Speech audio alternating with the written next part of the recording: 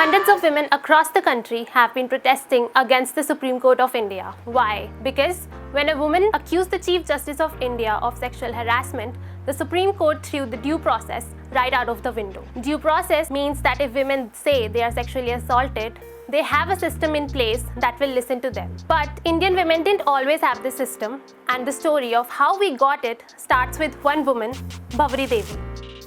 Bhavri Devi was a Bahujan woman in Rajasthan who worked as a Sathin in the government's Women's Development Program.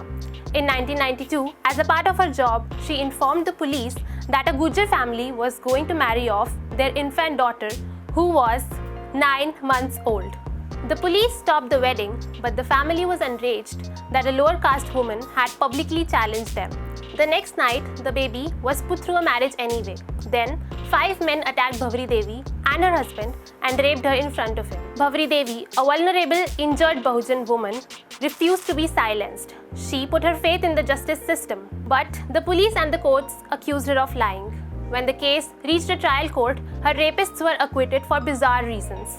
That the village head cannot rape, for example, or that an upper caste man would not defile himself by raping a lower caste woman. The acquittal was a watershed moment for the women's movement. Bhavri Devi was just doing her job, but the state government did not protect her or support her afterwards. The event brought activists together under the name of Vishakha to demand that employers be responsible for the safety of women workers. This led to the court laying down the historic Vishakha guidelines in 1997. These tell employers what to do to prevent sexual harassment at workplace and how to proceed when it does occur. At the time, in 1997, the Supreme Court was criticized for judicial overreach. The guidelines were also called a double-edged sword which could be misused. That was 20 years before India's Me Too movement actually pushed employers to start taking sexual harassment seriously. But from the start, the Vishakha guidelines were a leap forward for women's empowerment. They established that women have a right to safety at work. In 2013, the Parliament passed the Sexual Harassment of Women at Workplace Act, which created the newer POSHA guidelines for workplaces. To learn more about the Vishakha guidelines, which might apply to your workplace, click the link in the description below. The struggle goes on, however. The treatment of the allegations against the Chief Justice Gogoi prove that there is still a lot that needs to be done. Also, we need to ask, what about the millions of women working in the unorganized sector in Indian households who are more vulnerable to sexual abuse but neither have the security nor social capital?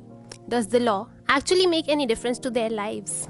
It was the courage of Bhavri Devi to fight an apathetic and violent system and society that got us sexual harassment laws and ICCs at our workplaces today.